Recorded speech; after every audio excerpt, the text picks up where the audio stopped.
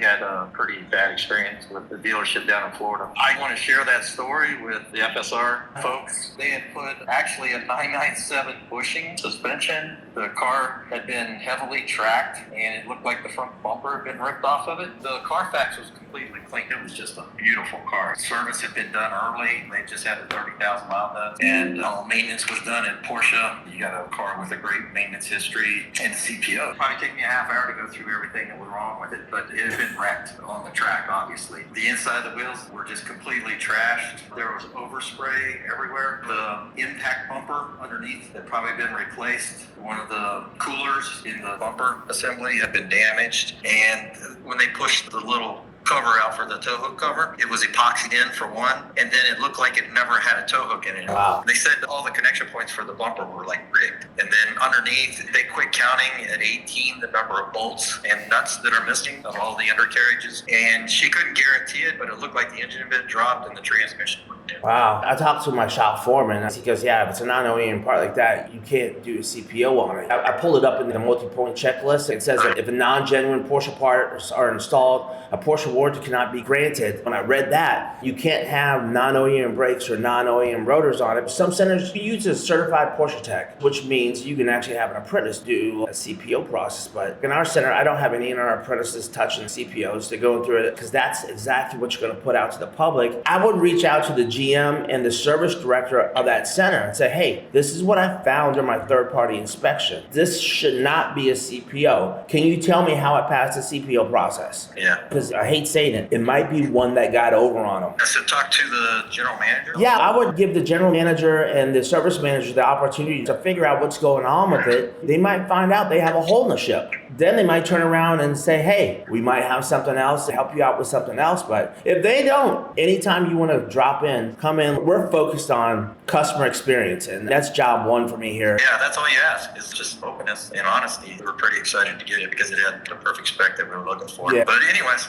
lesson learned. If there's anything I can do, this is my personal cell phone. Feel free to text me. I'm here to help.